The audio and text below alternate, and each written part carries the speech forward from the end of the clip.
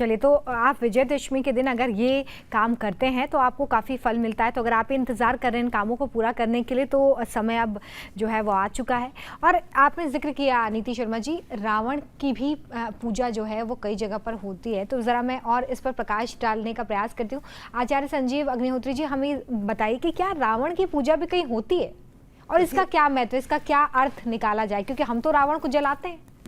देखिए, ऐसा है कि जहाँ भी उनके निवास स्थान है या जहाँ भी उनकी परंपराएं रही हैं तो उनकी पूजा आज भी करते हैं, लोग करते हैं, नियम है ऐसा, क्योंकि वो उनको अपना मानते हैं, अपना पूर्वज मानते हैं, अपना धरोहर के रूप में मानते हैं, अपना ऐतिहासिक व्यक्ति उनको मानते हैं। तो उनकी वैसे तो देखिए, रावण एक ऐसी व्यवस्था का नाम है कि वो सर्व पूज्य होना चाहिए। वो कोई जनसाधारण व्यक्ति नहीं था, चारों वेदों का ज्ञाता, संपूर्ण सृष्टि के जितने ग्रंथ सब उसको कंठ थे, सारी व्यवस्थाएं थी। लेकिन एक ऐसा उसने दोष किया जो दोष जो है ब्राह्मण होते हुए भी भगवान को उसको माफ़ नहीं कर सकते, क्योंकि उसने हमारा जो देश, ये जो राष्ट्र है, ये हमारी माताओं बहनों से आप्लावित ये देश है। तो हमारी माताओं बहनों का ये सम्मान करने वाला ये भारत देश है। और यहाँ यदि किसी माँ पर अगर उंगली कोई उठाता है या उनके साथ कोई दुर्व्यवहार करता है तो ऐसे व्यक्ति की हत्या ही होनी चाहिए, ऐसे व्यक्ति को मारने में कोई दोषी नहीं लगता है। तो इसलिए उसका वध किया गया।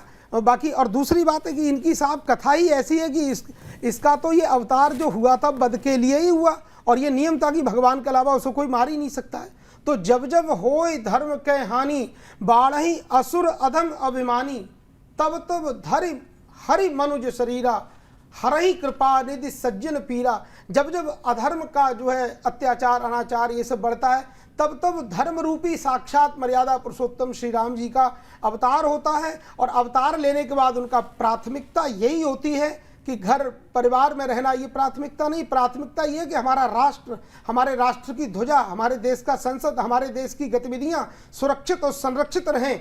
इसके लिए भगवान का अवतार होता है। मर्त्यावतार अस्तु ही मर्त्य शिक्षणम। भगवान कहते हैं, भगवान से किसी ने कहा प्रभु क्या आपका अवतार रावण को मारने को हुआ है? तो भगवान कहते नहीं, मर्त्यावतार अस्तु ही मर्त्य शिक्षणम। हमारा अवतार रावण को मारने को नहीं हुआ। अरे हम चाहे तो बैकुंठ में बैठे बैठे हुंकार भरें और ये समाप्त हो जाएगा। हम अपने प्यारे प्यारे जो भक्त लोग हैं उनसे मिलने को आते हैं, उनको अपनी कृपा प्रदान करते हैं, अपने राष्ट्र को, अपने भारत को सुरक्षा प्रदान करने के लिए आते हैं। वही प्रभु ने किया। अरे भगवान का अवतार हुआ तो क्या केवल रावण को ही मारा? भगवान ने तमाम हजारों, गिनती नहीं है, इतने राक्षसों का भगवान ने वध किया, क्योंकि वो राष्ट्र हित में नहीं थे, देश हित में नहीं थे। आज भी हमारे देश में इतना दिव्य सुरक्षा संरक्षा व्यवस्था मोदी जी के द्वारा चल रही है, लेकिन इसके बावजूद भी लोग अराजक हैं। तो ऐसे अराजक लोगों का वध तो निश्चित होगा, किसी भी प्रकार से हो, चाहे भगवान उनका वध करे, चाहे किसी भी परंपरा से वध तो होगा, क्योंकि विनाश, जो दुष्ट लोग हैं उनका वध होता, उनकी आयु ज़्यादा नहीं होती है। तो जो धर्म पर, देश पर, राष्ट्र पर कुठाराघात करते हैं, किसी भी प्रकार से छिप करके या राजनीति के माध्यम से या कैसे भी करते हैं, ऐसे लोगों का वध होता, उनकी आयु शीघ्र कम हो जाती है।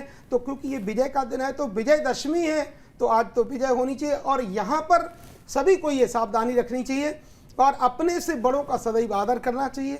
तो यदि इतना सामर्थ्यवान रावण था, क्योंकि तीनों लोगों पर उसने विजय प्राप्त कर रखी थी, और उसके बावजूद भी मारा गया। क्यों? क्योंकि एक स्त्री को उसने बलात् अपहरण किया, और अपहरण करने के बाद में उसको अपनाना चाहता था, लेकिन उसके बाद भी तो देखो, ऐसा करने वाला व्यक्ति कभी जीवित नहीं रह सकता, कैसे सुरक्षित रह सकता है?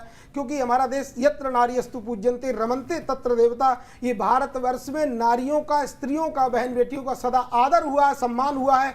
तो ऐसे भारत की ध्वजा को कोई नीचा नहीं कर सकता है। यही विजय का पर्व है। हम सब लोग मिलकर के और आप सबके माध्यम से इस भारत में विजय हो, सभी की विजय हो, अधर्म का सदैव नाश हो और धर्म की सदैव विजय हो, ऐसी कामना करता हूँ।